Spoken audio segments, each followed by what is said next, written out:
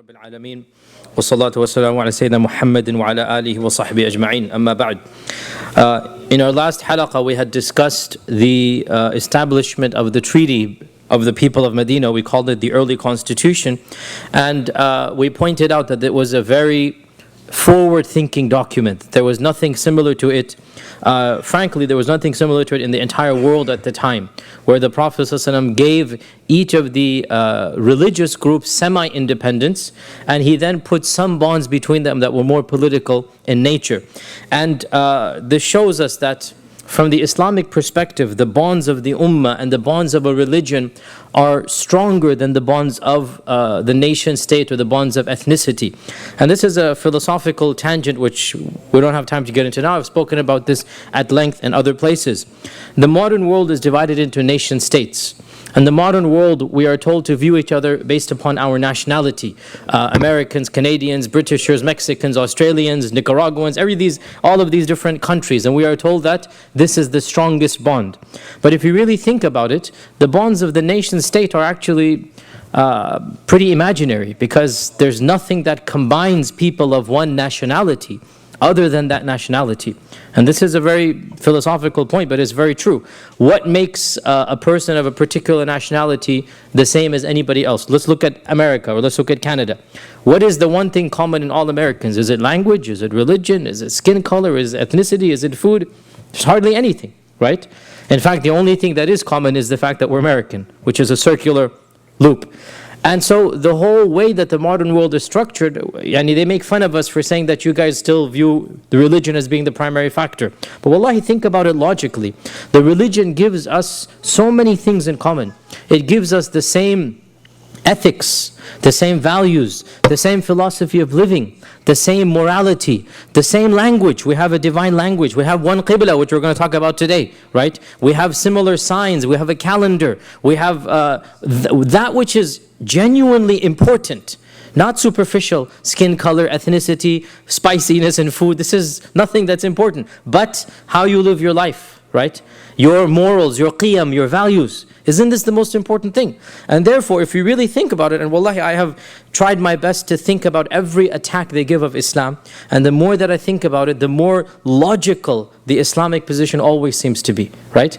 And this is something, again, beyond the scope here, but when the Prophet ﷺ came to Medina, he got rid of the Aus and the Khazraj mentality. He got rid of the mentalities of Jahiliyyah, but he retained Yahud, Muslim, Mushrik. And he put the Yahud, you are one ummah, he said, along with the believers, right? وَالْيَهُودُ أُمَّةً مَعَ الْمُسْلِمِينَ. You're one ummah, we're one ummah. And so he divided people based upon not their skin color, not their ethnicity, not their race, but their religious values. And wallahi, that is the most logical way to divide any person or any community up, because your values, because your religion, which is what gives you values, is the most important framework from which you live your life. Right? If you think about this. And so the Prophet ﷺ, the first thing he did, he said, look, you are one ummah, we are one ummah. And then he allowed them to judge according to their own laws. And this is amazing. What country in the world, other than one or two, and even that in some areas, right? I mentioned two of them last week. India and Israel are the only two countries that I'm aware of that still have somewhat this type of philosophy that the Prophet ﷺ put in, right? In that, depending on what your religion is, you will get a different civil law. But the Prophet ﷺ went more than civil law. He in fact gave them semi-independence. And he said, even if anything occurs amongst you to the level of murder, whatnot, you guys deal with it internally, unless it's the two groups that are fighting one another. Now we have to go external. But otherwise, there was, for all practical purposes, complete independence within their own ummah. And this is something that is unparalleled and unprecedented in any constitution. What would this do? If the Yahud, of course the Mushrikun were given this, but then they fizzled off, right? The Mushrikun, they dissolved away. There were no pagans after a year. So this contract has one or two clauses about the Mushrikun, but then they're gone, so khalas, there goes. So there's only two ummahs left, the Muslims and the Yahud. And if the Yahud had fulfilled their part of the bargain, they would have become the most industrious, the most successful Yahud community in the whole world, because the Yahud were always in the diaspora. They were always in small groups here and there. And if they had stuck to the treaty, the Muslims would have become more powerful, and along with them, the Yahud would also become more powerful. The Muslims would have gained wealth, they would have gained wealth. Instead, they did not appreciate that freedom. Never had they been given that much freedom that the Prophet ﷺ told them, do as you please amongst yourselves. It is as if you're completely independent. You basically have your semi-independent state. That's how much he gave them, right? And yet, as we know, and this is a very sensitive issue, but we need to tackle it head on. As we said before, the accusations of anti-Semitism are given, but we do not believe this is anti-Semitism. We believe that this is because they did what they did, not because of who they are. And there's a big difference, right? And we're going to talk about this, inshallah, today a little bit, and for the next few months, we're going to have to always bring this up. So, we talked about the issue of this division, and we mentioned the Prophet ﷺ dividing them based upon their religion. The next major incident that the books of Seerah mention takes place a few months after this, and we don't have any major incident that occurs. As I said, the Seerah is like a series of snapshots. What happens in between is usually blank. Not every day is recorded. At least 7-8 months go by, we don't really hear anything significant happening. Then what happens? The change of Qibla occurs. The change of Qibla. So this is the next major incident that the books of Seerah mention. And the change of Qibla probably occurred around 15 to 16 months after the immigration. Probably 15 to 16 months, so around a year and a half or a bit less, around this time, after the hijrah of the Prophet ﷺ. And this caused a mini crisis. Why? For many reasons. Firstly, because this was the first time that Allah had abrogated a ruling.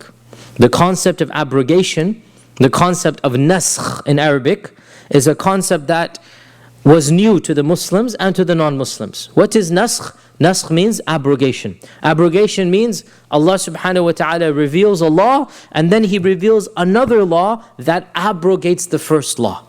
And this is a detailed topic of usul al-fiqh, or the realities of deriving fiqh. A classic example, Allah subhanahu wa ta'ala revealed in the Quran, we still recite it to this day, Surah Al-Baqarah, that those women whose husbands die, they shall wait 1 month. 1 year. They shall wait 1 year, right, before they get remarried, right? So the Sharia came down, or the Quran came down, that 1 entire year the woman shall not get remarried. Few months or years later, the exact timing is not known between these two revelations, Allah subhanahu wa ta'ala abrogated the year. And He then put in place the ruling that we're all familiar with, and that is arba'ata ashhurin wa ashara, 4 months and 10 days. Right? So there is, to this day, 2 verses in the Quran. You cannot apply both of them. There is a direct clash. We don't call it a contradiction because there's no contradiction in naskh, and there's no contradiction in the Quran. There is abrogation. Abrogation because one of these laws we just recite, we don't actually implement. So there's no contradiction. This is a clear case of abrogation. And the concept of abrogation is something that we as Ahl Sunnah affirm, some of the other groups deny. The Shia, for example, deny abrogation. The Mu'tazila deny abrogation. They say there's no such thing. And they try to reinterpret all of these verses. But as for Ahl Sunnah, we affirm abrogation. And there are more than a dozen examples authentically mentioned in our books of fiqh and seerah. The first time abrogation occurred, we'll talk about it today. That is the Qibla. Why? Because initially, the Prophet ﷺ was told to pray facing Jerusalem, Bayt al-Maqdis. And throughout his entire period in Makkah, the Prophet ﷺ continued to pray towards Bayt al-Maqdis. It is reported in some of the books, for example, Ibn Sa'ad's Tabaqat and Al-Hakim's Mustadrak, that whenever the Prophet ﷺ prayed in Makkah, facing Jerusalem, he would in fact put the Kaaba in front of him. So he has a double Qibla basically, right? That he would always pray on that one side of the Kaaba that faces Jerusalem.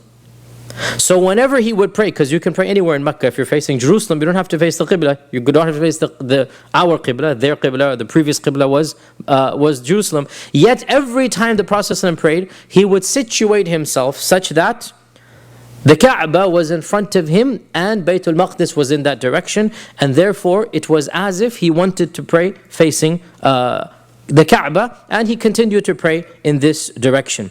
Now, Baytul Maqdis, we already talked about the blessings of Baytul Maqdis a few weeks ago. We talked about Isra wal Mi'raj, and Allah subhanahu wa ta'ala said, أَرْضِ الَّذِي بَارَكْنَا حَوْلَهُ. This is a blessed land. And the Prophet ﷺ praised Bilad al-Sham in so many ahadith. And it was the holiest land before the Prophet ﷺ came. Ibrahim alayhi salam had made Makkah the holiest land, but this ruling had not been for the Yahud. This ruling had been for Ismail and the children of Ismail. So for the Yahud, they thought the holiest land, and the Yahud were basically the largest group of worshippers of Allah on earth at that time. The Yahud, and then after them the Christians, always thought that Baytul Maqdis was the holiest land, and they were not familiar with Makkah. To this day, they don't consider Makkah to be sacred, because that was something that Allah blessed Ibrahim and Ismail with. By the way, I mentioned this way back before. Many of the prophets, including Musa, made Hajj to Makkah. We know this because our Prophet ﷺ told us. But these are the prophets, not their followers. Their followers did not come to Makkah as far as we know. There is no indication that any of the followers of the prophets came. But the prophets themselves came because Allah told them about Makkah. And Allah Azza wa Jal told them to do Hajj, so they came and did Hajj. Over 70 prophets came and did Hajj. But not the followers of the prophets. So, for the followers of the prophets, they considered Baytul Maqdis to be the holiest. When the Prophet ﷺ came, Allah Azza wa Jal wanted to show that he is following the real religion of Ibrahim alayhi salam. So he wanted to resurrect the original Qibla, because that is the first Qibla. Remember, أَوَّلُ بَيْتٍ وُضِعَ لِلنَّاسِ لَلَّذِي بِبَكَّةِ. The first house that was ever built of worship was Makkah.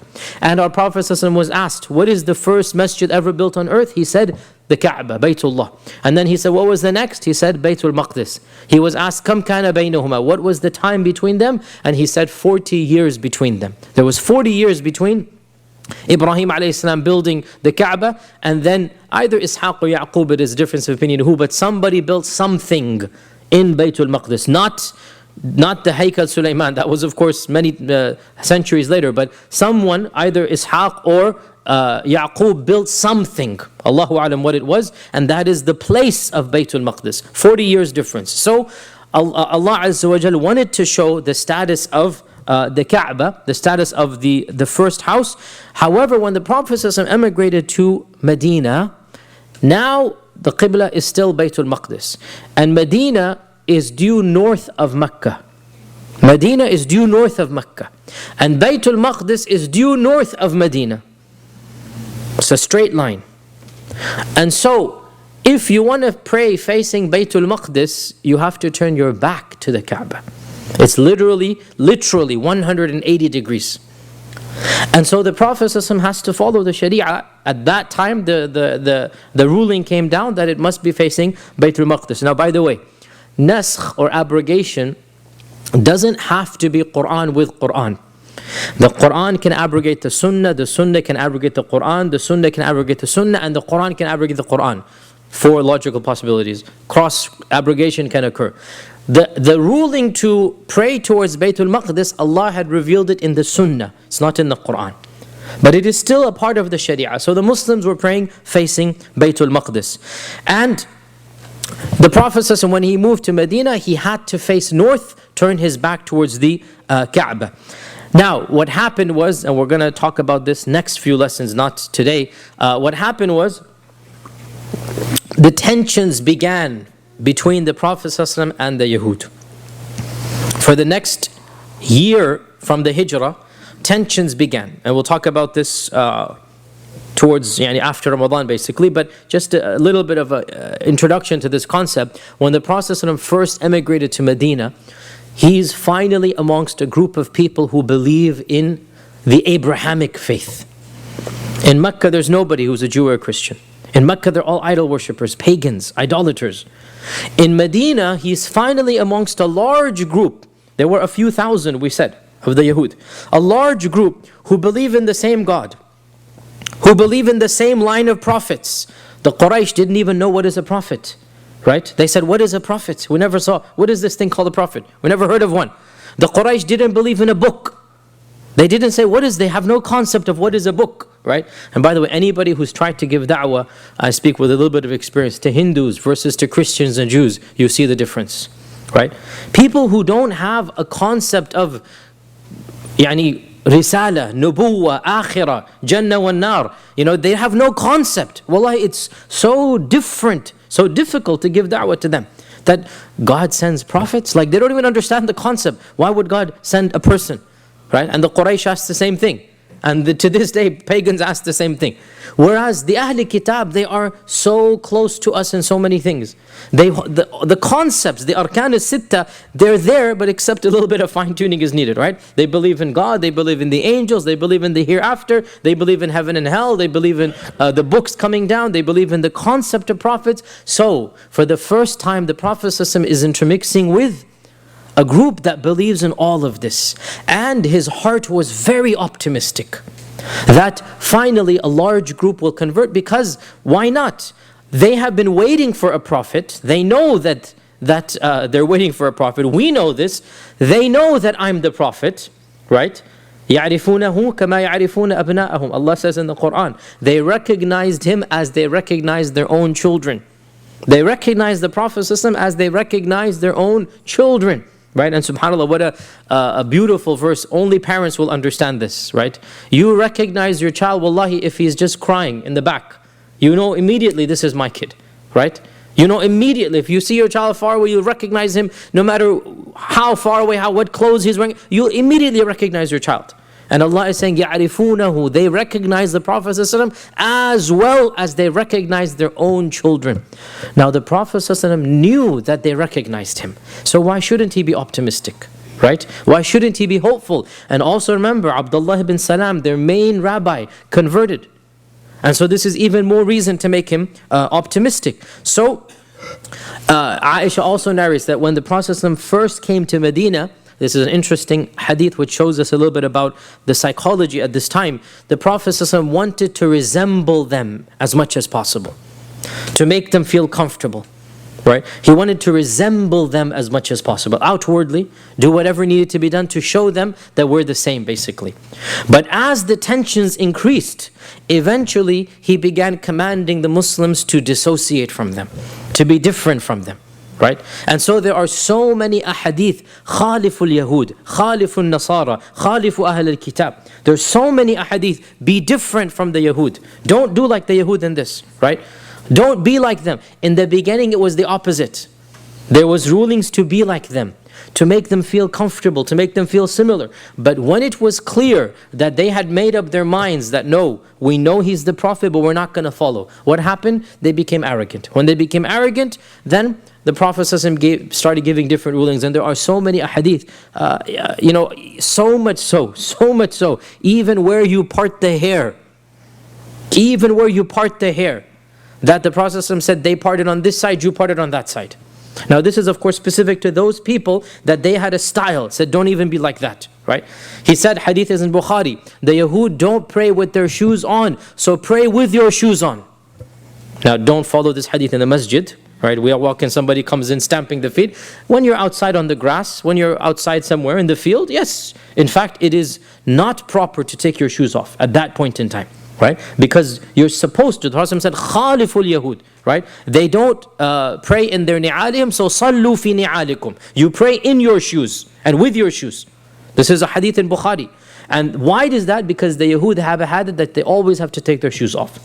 And so even in this, he wants to be different, right? The Prophet said the Yahud don't touch their women in the menses and don't do anything. You khaliful Yahud. You eat with them, you sit with them, do everything other than the actual active intimacy. Be different from them. So our Sharia came to be totally different from that of the Yahud, wherever Allah Azza wa Jal wanted it to be different. Why? Because of this arrogance. So one of those things to be different came down as the Qibla.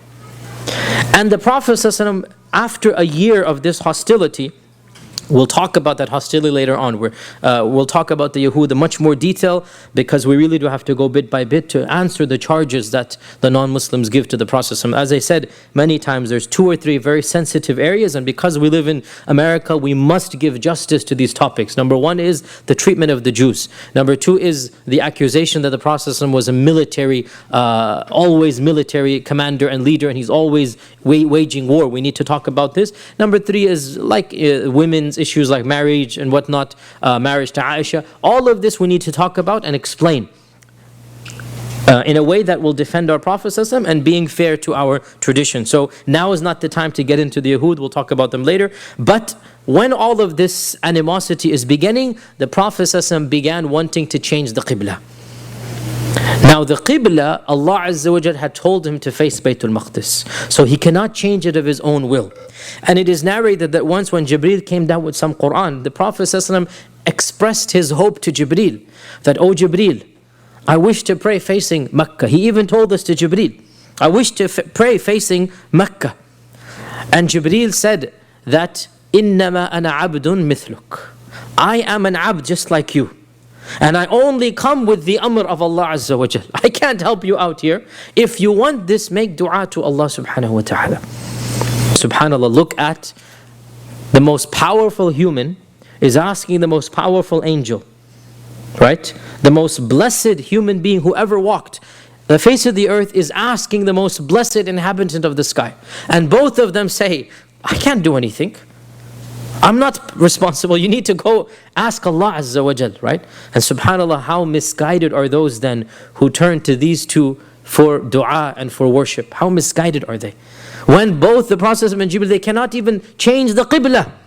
Jibreel is saying, "Innama ana abdun mithluk," right? I'm an abd like you. I don't have any control. If you really want it, make dua to Allah, and if He tells me, I'll come down. Otherwise, it's not in my hands. So the Prophet ﷺ began making dua earnestly, in tahajjud, at night, in the day. So much so that he was looking up to the sky. And looking up to the sky is only done in du'as at times of extreme distress.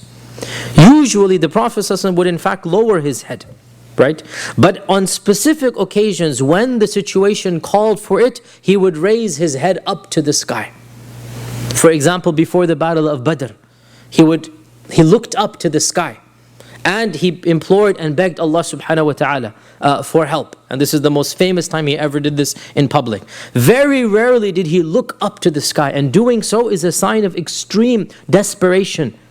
And therefore the Prophet ﷺ did this, but he did it at night when nobody was looking. How do we know he did it? Because Allah revealed it in the Quran. قَدْ نَرَى تَقَلُّبَ وَجْهِكَ فِي السَّمَاءِ. Allah revealed it in the Quran in verses that we recite to this day. We have seen تَقَلُّبَ وَجْهِكَ, your face turning up فِي السَّمَاءِ, always looking up to the skies. You're always looking up, making dua to Allah. فَلَنُوَلِّيَنَّكَ قِبْلَةً تَرْضَاهَا. So let it be decreed, we will face you in a direction that you want. Notice, Allah had already decreed is going to go to Makkah, but Allah is saying, I know you wanted it, this is my gift to you. He didn't have to phrase the Quran this way, right? That because you want it, it will please you, I'm giving it to you. This is what the Prophet is being told. Not that I have decreed it's Makkah, but rather to show that the desire of the Prophet is indeed one that Allah Azza wa Jal wants to give him this to. Allah Azza wa Jal says, فَلَنُوَلِّيَنَّكَ قِبْلَةً تَرْضَاهَا. We're going to change your face. We're going to cause you to turn to a direction that you want, that you like, that shall please you. فَوَلِّ وَجْهَكَ شَطْرَ الْمَسْجِدِ الْحَرَامِ. So from now on, turn your face in the direction of Masjid al-Haram. وَحَيْثُ مَا كُنْتُمْ فَوَلُّوا وُجُوهَكُمْ شَطْرًا. And wherever you are, then turn your face in that direction. And Allah Azza wa Jal then revealed multiple verses. This is of course in the second juz of the Quran, Surah Al-Baqarah. The first 2 pages of the second juz are all dealing with the change of the Qibla.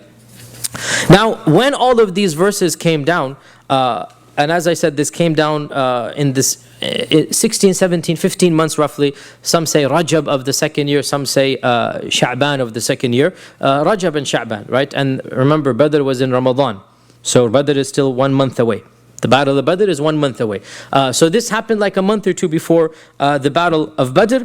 And when this command came down, this command proved to be a great source of confusion for everyone. The Muslims, the Yahud, and the Mushrikun.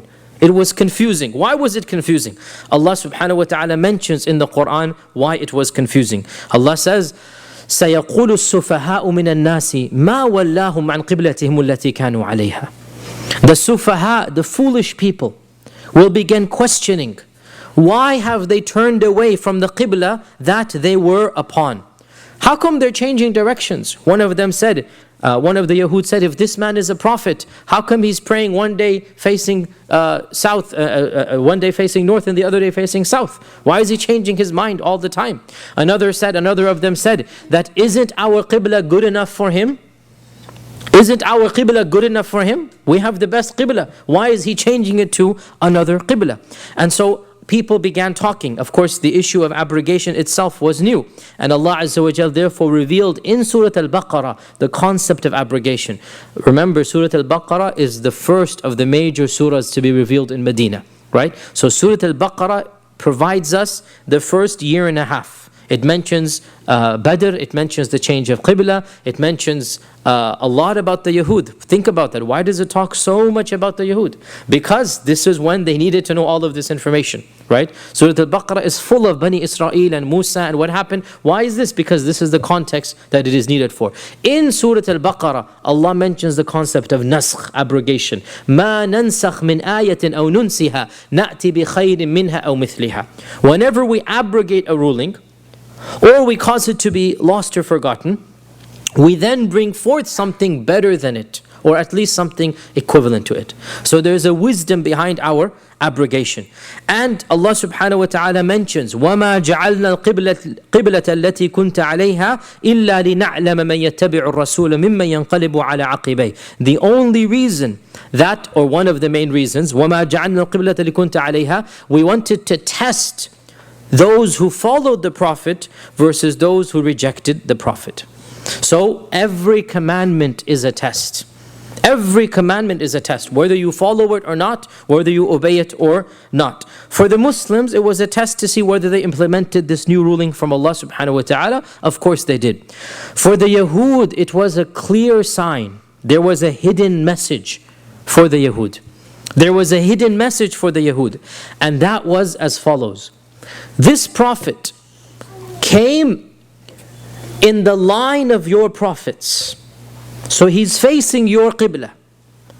But he shall now supersede your prophethood line. And he shall take it back to the original. So he's not coming from a different tradition. He too is from the same tradition. Because if Allah had willed, the change of Qibla would have been in Makkah. But Allah Azza wa Jal wanted to demonstrate for a year and a half the Muslims are praying in the same direction as the Yahud. And then Allah Azza wa Jal changes it to Makkah. What is the purpose? The purpose multiple fold, but primarily to demonstrate to the Jews that this prophet is from the same tradition as your religion. And he venerates the same icons that we have told you to venerate. You were supposed to pray towards Bayt al-Maqdis, he will also pray towards Bayt al-Maqdis. But he is not just a Jewish prophet. He is more than this. Why? Because remember, the Yahud, they thought they were exclusive. Correct? They thought they still think there's an exclusive. They're the chosen people. We believe they were chosen, by the way. We should not deny this. But the key is that they were chosen. Right? That's the emphasis. The key is on they were a chosen people. Wallahi, some Muslims in their blindness or anger, they even go against the Quran or Sunnah here. The Yahud, Allah Azza wa Jalla says in multiple verses, right? اصطفاكم على العالمين. Is that we have preferred you over all of the people of their time. So the Yahud were the chosen race, yes, but they were in the past. And Allah Azza wa Jalla wanted to demonstrate that this is going to cease now, is going to finish now. And how was that demonstration? Through multiple ways, but primarily through the change of the Qibla. And the Jews then began saying that anybody who faces any direction other than Baytul Maqdis, Allah will never be pleased with him. And Allah will not accept from him. And they said it is a part of piety to face Jerusalem. And to this day, they all face in that direction when they pray. Even many of the Christian groups, not all of them, but many of the, in fact, in our days, Protestant Christianities have completely lost this, but Orthodox and Eastern Orthodox and other ancient Christianities, they generally face East, and some of them still have that they're going to face Jerusalem. So they said, you have to face in that direction.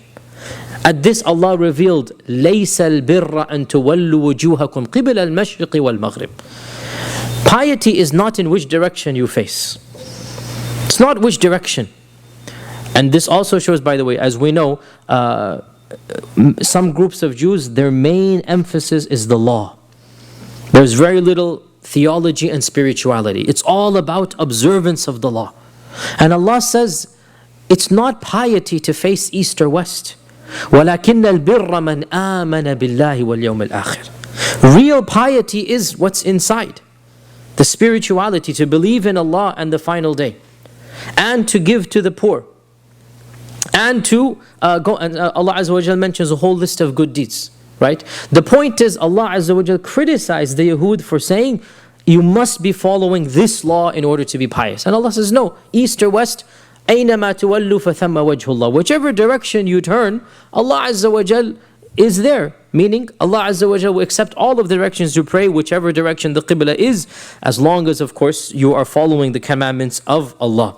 And in fact, Allah subhanahu wa ta'ala says, and again, all of this, by the way, is in the same page, which is the second juz of the Quran, that first page of the second juz, that وَلَئِنْ أَتَيْتَ الَّذِينَ أُوتُوا الْكِتَابَ بِكُلِّ آيَةٍ مَا تَبِعُوا قِبْلَتَكَ. That if you were to bring every sign to the people of the book, they would never follow your Qibla.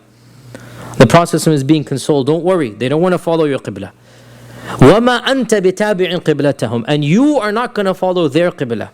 وَمَا بَعْضُهُمْ بِتَابِعٍ قِبْلَةَ بَعْضٍ. And they themselves don't follow each other's Qibla. The Jews have a Qibla, the Christians have a different Qibla. So Allah Azza wa Jalla is consoling the Prophet, don't worry, if they don't follow your Qibla, you have your Qibla and they have their Qibla, and Allah Azza wa Jalla has chosen the best for you. And even for the mushrikun, it was a confusion and a slander. What type of prophet is this? He keeps on changing his mind. But for them as well, there was a hidden message. That the Prophet was expelled from Makkah, and he then respected the Kaaba more than the Quraysh did, by making it the center of his direction of ibadah and focus, and by purifying his worship for Allah. So the Quraysh are being told that you are not worthy to be custodians of the Kaaba, that our Prophet Muhammad will be the one who inherits the Kaaba and resurrects the prestige that it had in the time of Ibrahim alayhi salam, because you have failed in this message. So in the change of the Qibla, there were multiple messages being given to the Yahud and to the Quraysh. There's also an interesting theological point that occurred, and that is, when the Qibla change occurred, the Muslims asked a question to the Prophet, and they said, O Messenger of Allah, what will happen to those who prayed facing Baytul Maqdis and then they died before this verse came down? Because obviously there's been 15 years since the beginning of the message, and it's been probably at least 4 to 5 years since Salah has been made obligatory, right? Or maybe 3, we don't know exactly when. As we know, Isra wal Mi'raj, there's a big difference when exactly it occurred. Between 5 to 3 years, people have been praying. There have been a number of people that have died. At least, we know of at least 10 people that have died. Natural deaths in this time, because there is no battle. So the Sahaba said, O Messenger of Allah, how about those people who died and they never faced in the right direction? They're always facing Baytul Maqdis. Will Allah accept their salah? Will Allah accept their salah? At this, Allah revealed in the Quran, again, this is in the same series of verses, وَمَا كَانَ اللَّهُ لِيُضِيعَ إِيمَانَكُمْ.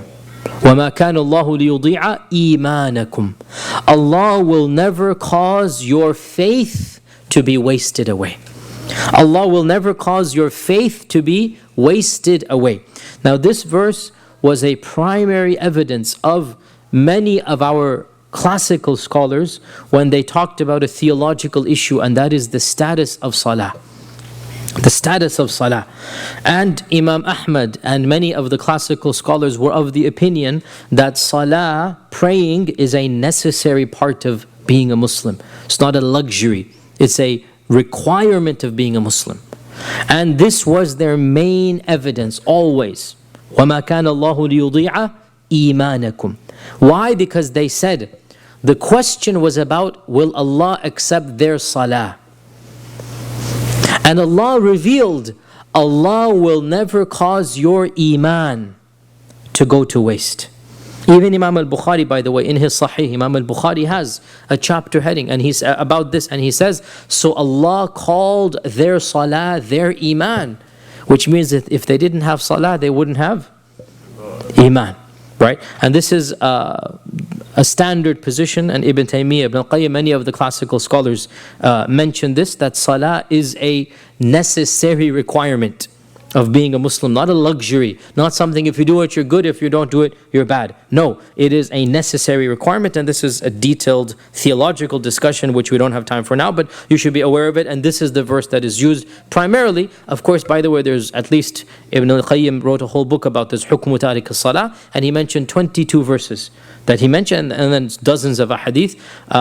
The verse that is used is فَإِن تَابُوا وَأَقَامُوا الصَّلَاةَ وَآتَوُا الزَّكَاةَ. If the pagans repent and pray and give zakah, then they are Muslims. And of the Surah Al-Muddathir, when the angels ask, قَالُوا مَا سَلَكَكُمْ فِي سَقَرٍ, how did you end up in Jahannam? The number one thing they say, قَالُوا لَمْ نَكُ مِنَ الْمُصَلِّينَ. We weren't of those who used to pray. And Allah mentions those who are going to hell, فَلَا صَدَّقَ وَلَا صَلَّى. He never gave charity, nor did he ever pray. And Allah mentions, وَإِذَا قِيلَ لَهُمْ ارْكَعُوا لَا يَرْكَعُونَ. When they are told to prostrate, to do ruku', they don't do ruku'. And Allah Azza wa Jalla says, وَأَقِمِ الصَّلَاةَ وَلَا تَكُونُوا مِنَ الْمُشْرِكِينَ. Establish the salah and don't be amongst the pagans. What an interesting combination here, right? Establish the salah and don't be amongst the pagans, or be like the pagans, which means salah is opposite to being a mushrik, right? And we go on and on, that's a whole different tangent, but you should be aware that there's a controversy in medieval Islam. What is the status of salah? And many of the scholars, and this is a position that I also very strongly hold, say that salah is a necessary part of being a Muslim. A Muslim has to have some relationship with salah. He must be, or she must be praying some time, or some relationship, must be prostrating to Allah Azza wa Jal, or else if there is abandonment of salah. The Prophet ﷺ said, hadith is in Sahih Muslim, Man taraka salata faqad kafar. Hadith is in Sahih Muslim. Man taraka salah. Whoever abandons the salah, whoever has nothing to do with the salah, this person is simply not a Muslim, he's a kafir. These are the words of the Prophet ﷺ, and this has been a position throughout our ummah, and it seems to have a lot of support to this. Even the fact that Sahaba were so worried, how are they going to enter Jannah if they're not praying in the right direction? But Allah said, look, I told them to pray in that direction, I will accept their faith. And Allah therefore testified to the salah as being their faith. Anyway, back to the story here. That's the tangent, theological tangent, which maybe one day we'll talk about in more detail. The story. The Prophet ﷺ, there's a common myth that he was praying one day and Jibreel came down and told him to pray the other way, so he turned around and the whole masjid turned around. This is a myth. This is not true. In fact, this is a confusion later on that took place. The authentic reports are very clear. And that is that the Prophet ﷺ prayed Fajr, facing Jerusalem, and then he prayed Dhuhr facing Makkah. So the commandments came down in the early morning. The commandment came down in the early morning. And when it came down, the Prophet ﷺ announced that the change of Qibla has occurred in his masjid. And so, what used to be the front of the masjid became the back of the masjid. And the Prophet ﷺ then went to what was the back, and from henceforth it became the front until he passed away, sallallahu alaihi wasallam. Now, those people who prayed Dhuhr in the masjid, they went back to their homes. And one of them reached the famous masjid that we now call Masjidu Qiblatayn. And this masjid was the masjid of the tribe of Banu Salama. Banu Salama.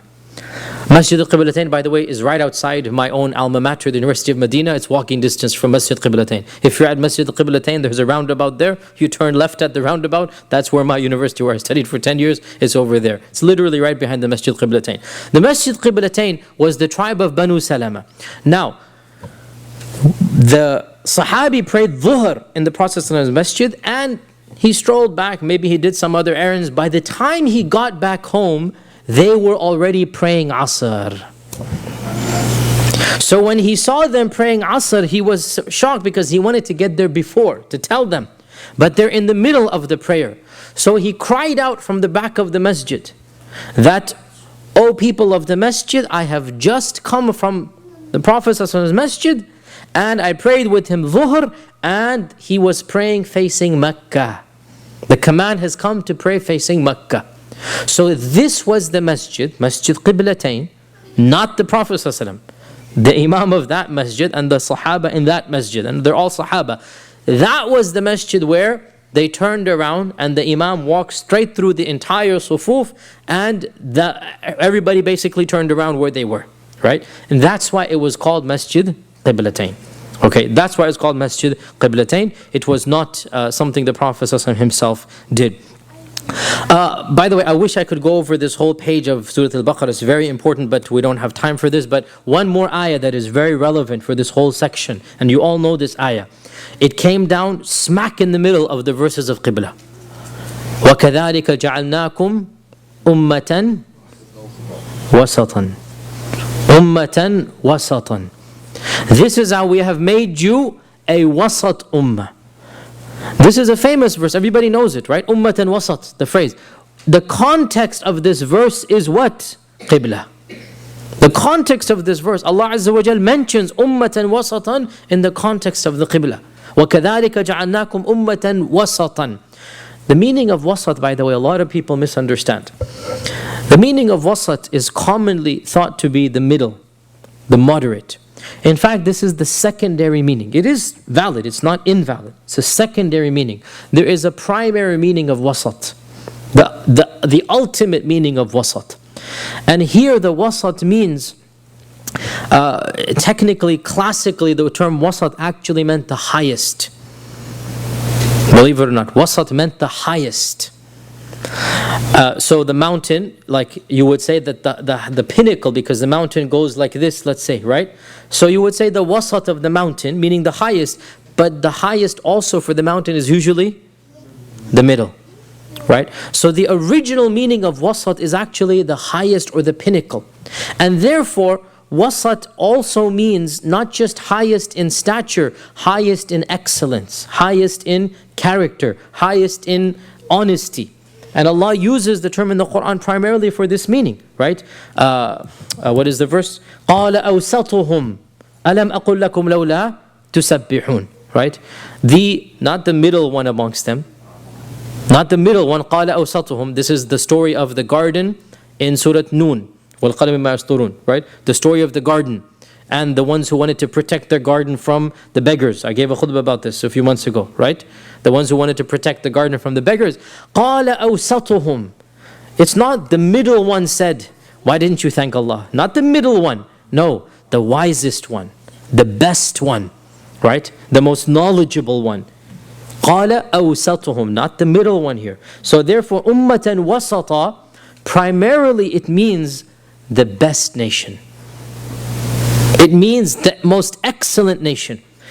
Secondarily, it means wasat in the sense that it's not two extremes. Yes, this is also a valid meaning, but not the primary meaning. The primary meaning is you are the pinnacle of all nations. And it's the perfect time to demonstrate this, because you're not going to face the Qibla of the Yahud, you're not going to face the Qibla of the Nasara. We have given you the best Qibla.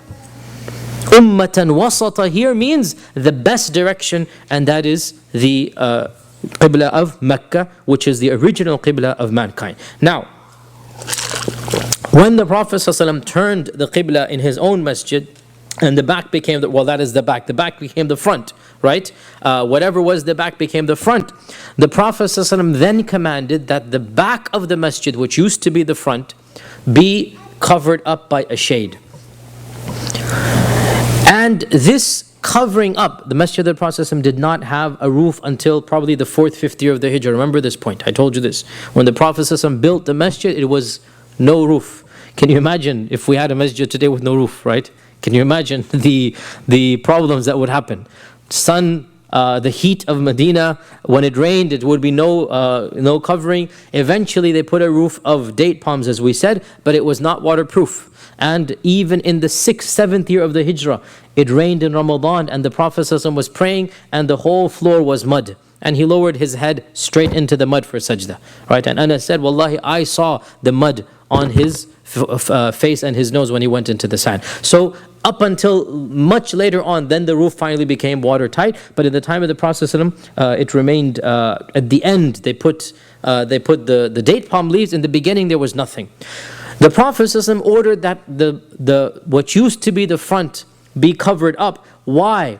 Because the number of people who were emigrating to Medina became too much to absorb by the people of Medina. So they needed a shelter. You see, the first batch of immigrants, every one of them was given a household. And the household basically adopted him for a while, took care of him until he got his own feet, and then sent him his way. Right? However, as the number of converts and the number of muhajirun and the number of people coming increased, the Prophet ﷺ could not handle all of them. So what happened? A public shelter was built. And the shelter became known as the Suffah. The shelter became known as the Suffah.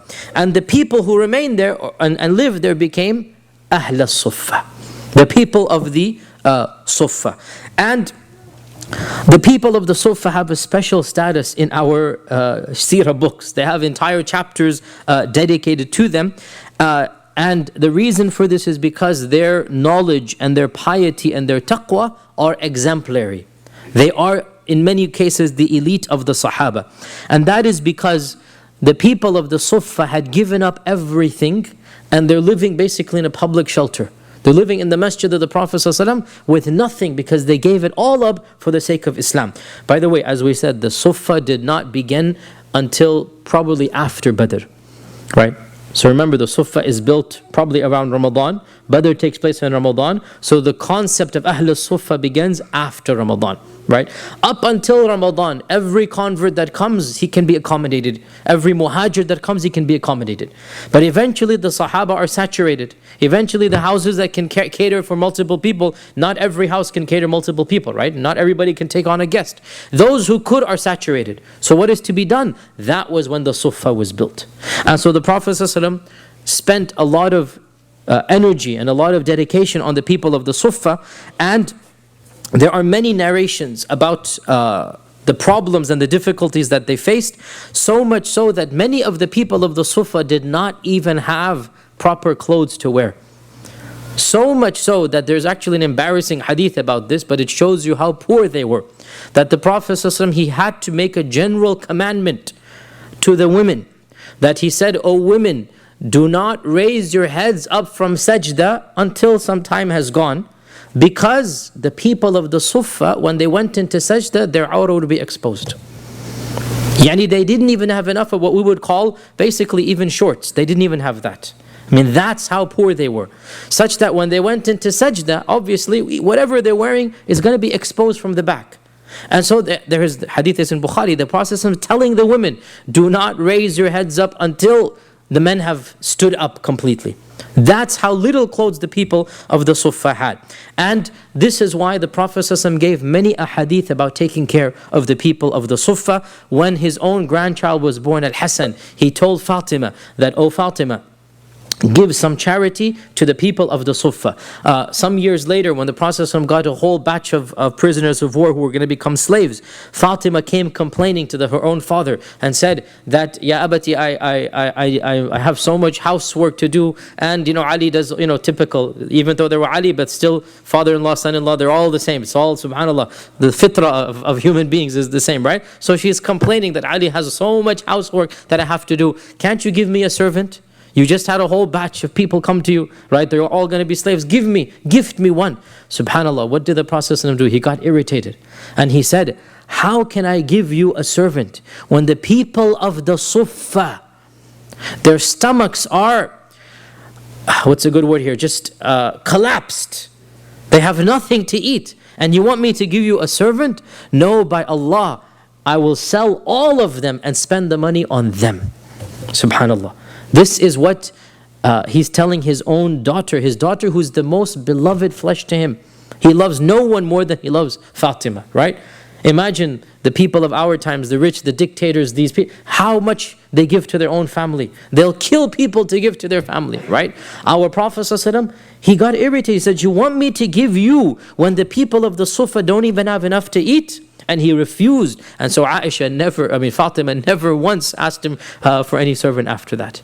Even though he is supposed to be the leader, but no privilege just because you're related to me. I have to take care of everybody, right? And so the people of the Suffah is on his mind. Every time some type of event happened, he would invite the people of the Suffah.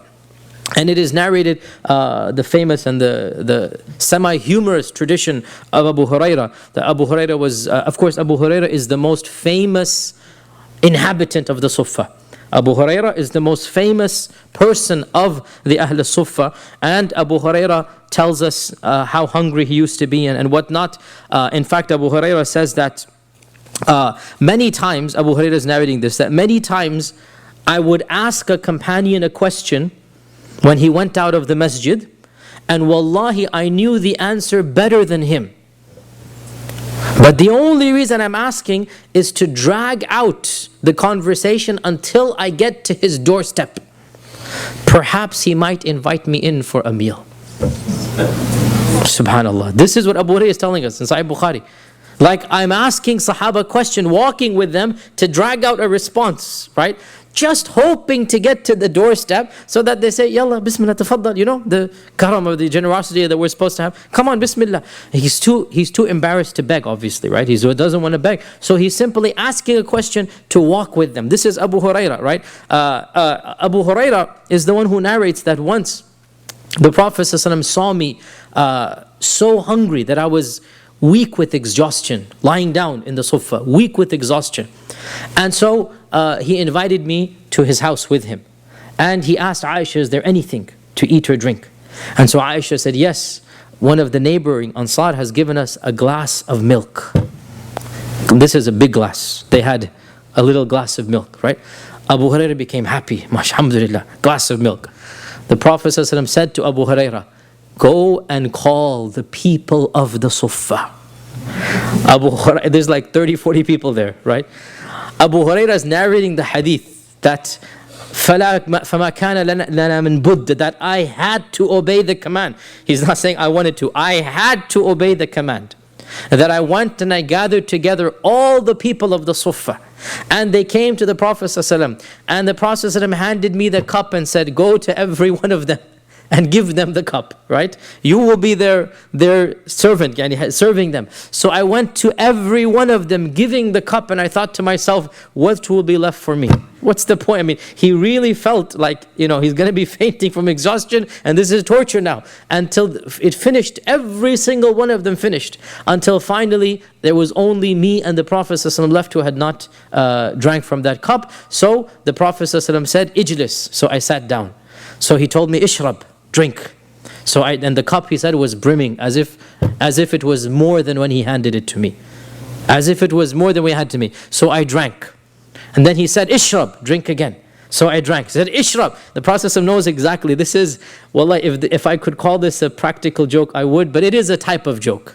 It is a type of playing with Abu Hurairah, that he's just taking it out on him, that you think I'm not going to take care of you, Abu Hurairah? You think I'm going to let you, starve when you're the one doing this? So he said, مَا زَالَ يُكَرِّرُ. He kept on telling me, Ishrab, Ishrab, Ishrab, until I said, Wallahi, O Messenger of Allah, there's not a single space left in my stomach that I have left for this milk, right?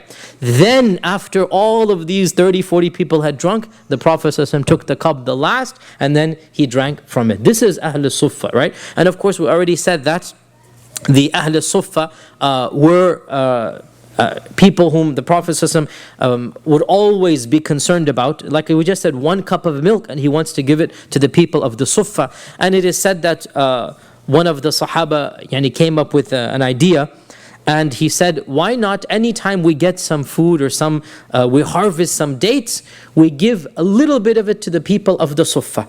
And they said this is a great idea, the Prophet ﷺ approved. So a string was hung between the two pillars of the Suffah, and any time the Ansar would harvest some dates, they would send the first batch, the first bit that the dates, they would send it and they would put it on this string.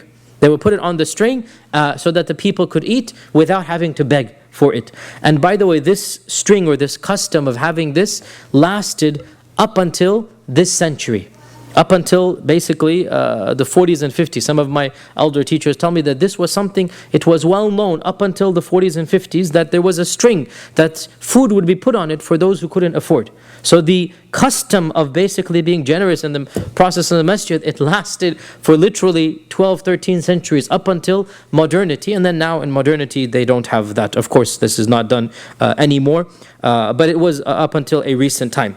I already said that the most famous inhabitant of the Suffah was Abu Hurairah. And Abu Hurairah deserves a few minutes of our attention, especially because of who he is. Abu Hurairah, of course, his name is Abdurrahman ibn Sakhr. Abdurrahman ibn Sakhr al-Dawsi from Yemen. Abu Hurairah is not from Makkah, Medina, he's from Yemen. And Abu Hurairah came to Medina after the Battle of Khaybar, i.e. after the 7th year of the Hijrah. And yet he is the number one narrator of hadith. He is the number one narrator of hadith. And he narrated so many ahadith that even some of the next generation said, how can Abu Hurairah know so much when some of the Sahaba are longer companions than him? Even the next generation began questioning, how could Abu Hurairah narrate so many traditions when there's Abu Bakr and Umar, there's Uthman, Ali, there's all of these people there. And Abu Hurairah explained himself how this is the case. That Abu Hurairah said, the hadith is in Bukhari and Muslim, the people are complaining that I narrate too many ahadith.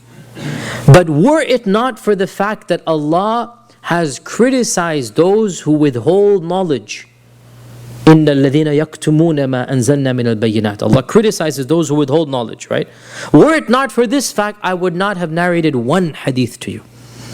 It's because I have to narrate. And then he said, and I will tell you why I know more than our brothers of the Muhajirun and the Ansar.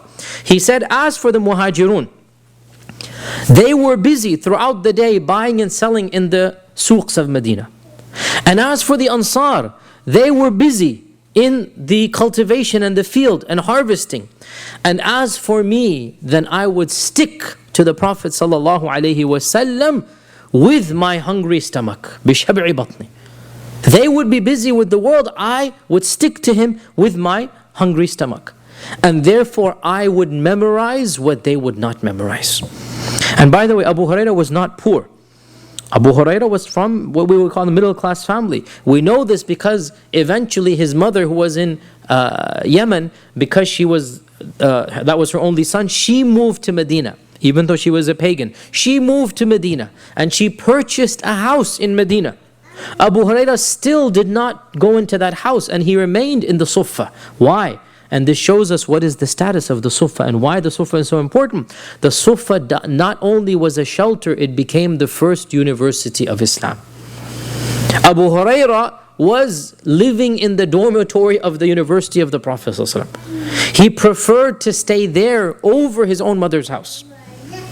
Why? Because the Prophet ﷺ is in the masjid more than he is in his own house, right? His masjid is attached to the house. His house is attached to the masjid. Everything takes place in the masjid. Anytime he comes out, it's in the masjid. So Abu Hurairah basically sticks to the masjid, and by sticking to the masjid, he is able to be with the Prophet ﷺ. And Abu Hurairah, now some of the mystical groups, they read in Suffah as basically tasawwuf, by the way. They say that the term Sufi comes from Suffah. This is not true. The term Sufi comes from wool, Suf, right? It's not from Suffah. Ahl Suffah means the people of the shelter. But they read this in, subhanAllah, even Abu Hurairah's life is against this. Why? Because Abu Hurairah eventually became the governor of Bahrain. And he lived a good life in the end. when he was like in his 50s. So Islam doesn't prohibit you from living a decent life, but at this time he gave it up for the sake of knowledge. At this time he wanted to live a difficult life in order to gain that knowledge. And even some of the Ansar moved into the Suffah. And this shows us the Suffah wasn't just a free shelter. Some of the Ansar, the most famous of them is Hanzala. Hanzala has the famous story of, what is Hanzala called? Nafaqa Hanzala, and what else? Washed by the angels. Hanzala is the one washed. Ghasilul Malaika he's called, right? Ghasilul Malaika. Hanzala is an Ansari. He has a house. He's still living in the Suffah. Also, Ka'b ibn Malik al-Ansari. What's the story of Ka'b? Who can remind me? Ka'b ibn Malik. He didn't go to that war and then... Tabuk, the battle of Tabuk, not Khaybar, Tabuk. The battle of Tabuk. That he was one of those وَعَلَى الثَّلَاثَةَ الَّذِينَ خُلِّفُوا. Right, this is Ka'b ibn Malik. He's an Ansari. He's also a member of the Suffah. So many of the other Ansar are members of the Suffah. What does this show us? The Suffah isn't a freeloading shelter, astaghfirullah. The Suffah is not just, no. The Suffah is primarily a place of learning. Yes, those who don't have anything, they will come to the Suffah. But many of them, when they came, they just decided to stick it out. Because it's just too good. The Prophet ﷺ is always there. And you can benefit from him. So some of the Ansar leave their houses, move into the Suffah. Abu Dharr al-Ghifari, Bilal, Suhaib al-Rumi, Bilal ibn Rabah, Abdullah ibn Mas'ud. All of these are of course Muhajirun. They moved into the Suffah even though they could have had place to live. But they decided to stick it out over there. And therefore the people of the Suffah became legendary amongst the Muslims, amongst the Sahaba, for being the best of them. The most in memorization of the Quran, the most in tahajjud, the most in knowledge, in every single major battle. Amongst the top of the shuhada are the people of the Suffah. Beginning with Badr, there's one or two who are actually, it seems like Suffah was instituted maybe a week or two before Badr. It seems as if there was one or two, because there are people that are mentioned as being both Suffah and Badri, which means that there were then, the rudiments of the Suffah began around Badr time. Uhud, Ahzab, the battle of Khandaq, the battle of Khaybar, conquest of Makkah, the battle of Ridda, the wars of Ridda. So many of the people of Suffah died that Umar ibn al-Khattab wanted to compile the Quran because the people of Suffah died. Think about the status of Suffah then and how it's associated with the Quran. The reason why the Quran is compiled, Allah Azza wa Jal willed it of course, but the reason why is what? So many of the people of Suffah died. Do you all know the story about the compilation of the Quran? In the wars of Ridda with the Abu Bakr sending out to Musaylama al-Kadhab in particular, many of the memorizers of the Quran died. Many of them from the Suffah. And of course the Suffah wasn't a permanent university. With the death of the Prophet, the Suffah, that's it, it's finished. So the graduates of the Suffah are limited in number. In the battle against Musaylama, the wars of Ridda, the Hurub al-Ridda, large numbers of them, in one report it says more than 70 of them were killed. And that's a huge number for them. And so Umar went to Abu Bakr and said, Ya Abu Bakr, we have lost many of our Qurra, many of the people of the Suffah. And they were all memorizers of the Quran. The people of the Suffah are associated with the Quran. And I'm worried that unless you do something, if more of the Qurra die, we won't have the Quran. Because remember, at that time, the Mus'haf had not been compiled completely. And so Abu Bakr basically agreed to compile the Quran, primarily because the people of Suffah died. A large group of them. That shows us the status of the people of the Suffah. And one final point that we'll mention, inshallah, we have announcements to make. Where is Brother Ali? Is here? He asked me for some time at the end. Not here? He's outside. Okay. He wants some time for announcements. One final point that we'll mention. Oh, by the way, how many people were in the Suffah? Of course, the people of Suffah were always moving up and down quantity-wise. At times there were 5 or 10. At times there were up to 70. So the people of Suffah kept on varying, and most of them would stay for a week or two, a few months. Anytime a delegation came and they didn't have a house to stay, they would stay in the Suffah. It is reported that sometimes towards the end of the life of the Prophet ﷺ, people would come just to learn Islam. People from the far villages, the far Bedouin places, they have to learn the Quran and learn the fiqh and learn how to pray and go back to their people. Well, the Suffah became their university. The Suffah became the place to stay. Ibn Mas'ud says, anytime somebody came to us, the Prophet ﷺ would assign one of us to the newcomer to teach him the Quran and Salah. Right? So the university is formed basically to teach the people, and that is the Suffah. We would teach him and then he would go back to his people. All of this is taking place in the Suffah, and the Suffah remained up until the time of the Prophet ﷺ's death. And then of course after this, the Suffah did not retain that status that it used to retain. So initially then, therefore, before we move on, one final story and then we'll move on. The covering of the Prophet ﷺ was only at the back of the masjid for the people of the Suffah. And this shows us he prioritized them over even the regular musallin. Because the regular musallin did not have a roof for many years. But he was more concerned about them because they're living in the masjid. Whereas the rest of the people are just coming and going away. So the first roof to be built was actually the roof of the people of the Suffah. By the way, as for the raised platform in our time, you all know that if you go to the Prophet's masjid, there's a raised platform in the back of it, right? And they say that is the place of the Suffah. In fact, it appears that the Suffah was ahead of this point, not at that particular point, right? And also the Suffah was not a raised platform as well. This is another one of those myths. The Suffah was at the same level as the ground. It wasn't raised up. There's no reason to raise it up. The Suffah was at the same level as the ground.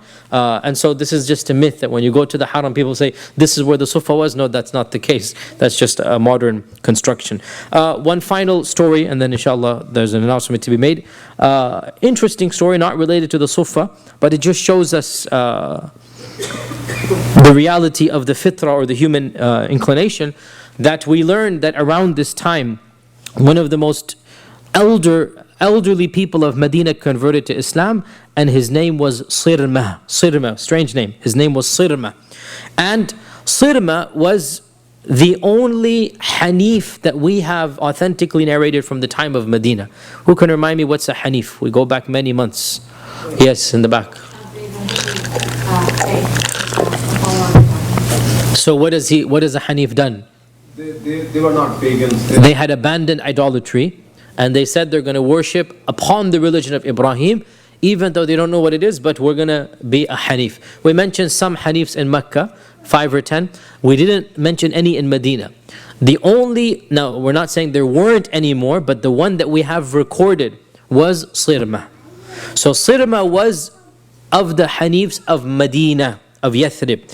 And it is narrated that when the Prophet came, he was over 100 years old. One of the oldest people of Medina. When he was a young man, so this is even before the birth of the Prophet then. When he was a young man, he had, just like the Hunafa of Makkah, openly rejected the idolatry of the people of Medina, and he had decided to accept Christianity, but then right before he converted, he said, no, Christianity doesn't make any sense either.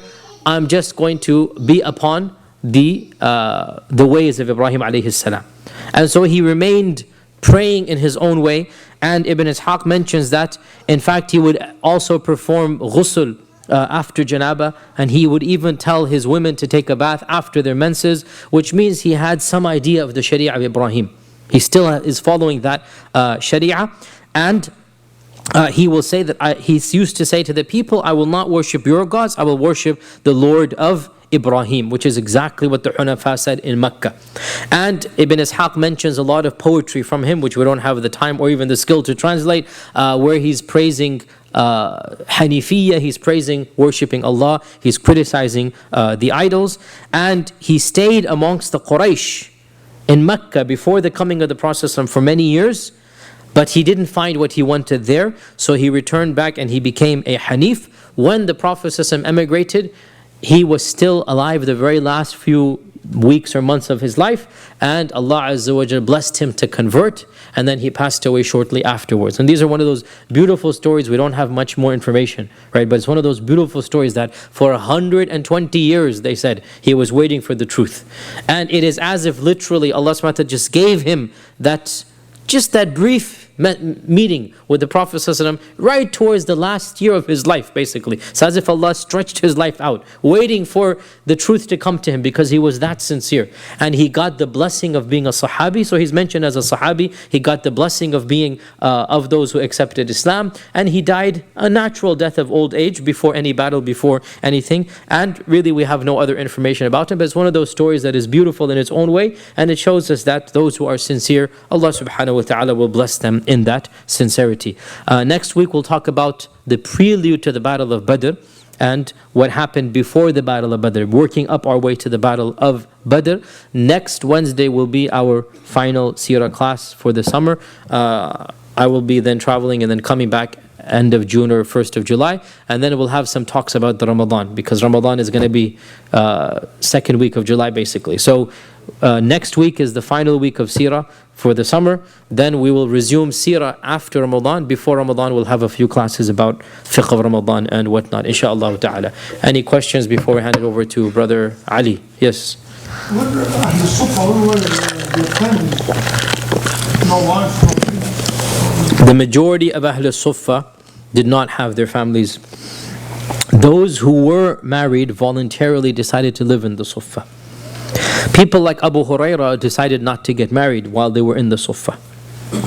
So we have Ibn Mas'ud, we have others who had families, but they're voluntarily remaining in the Suffah because they want the suhbah of the Prophet ﷺ. They want the companionship of the Prophet ﷺ.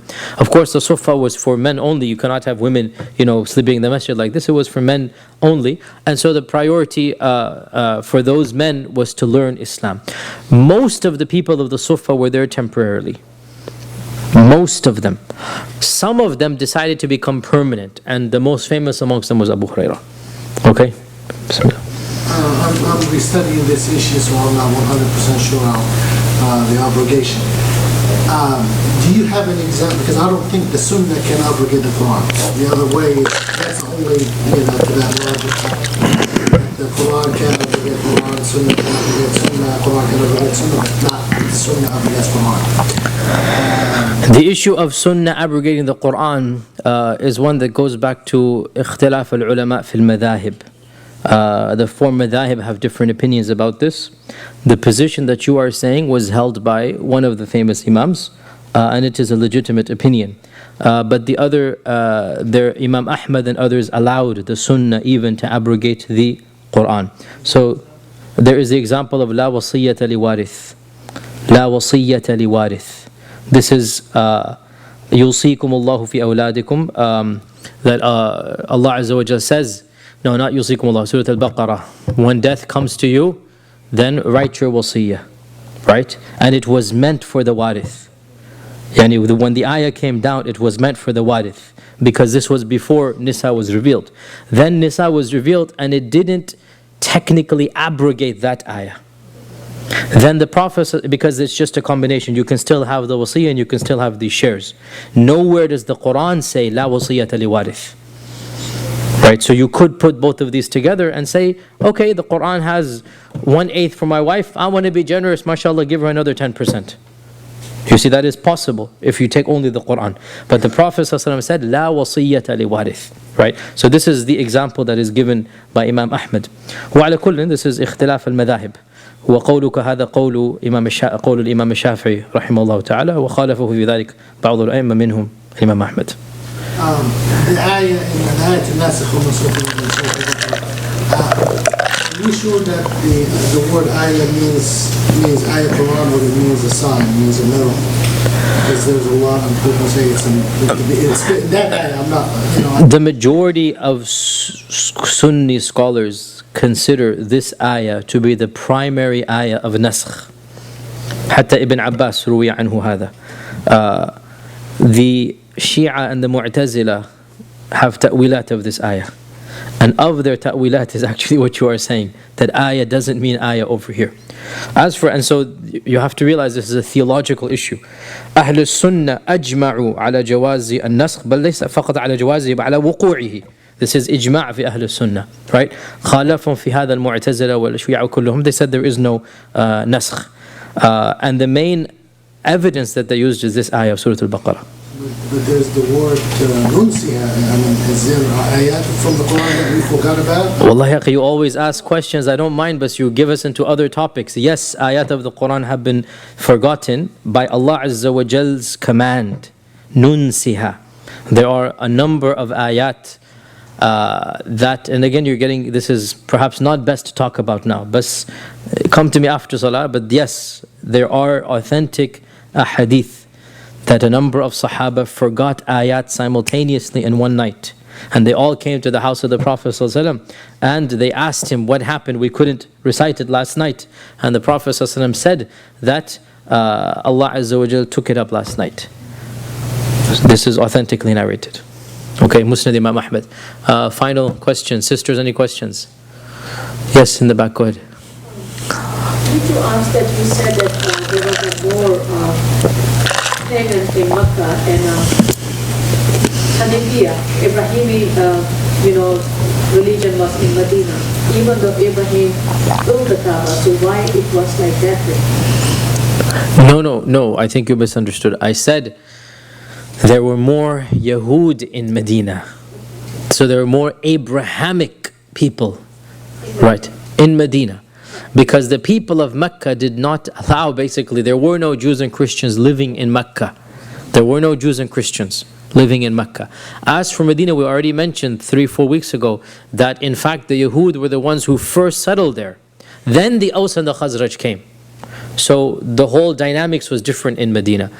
So there were more, I didn't say more Hunafa were in Mecca. More Hunafa were in Mecca. But more Ahli Kitab were in Medina. Inshallah, with this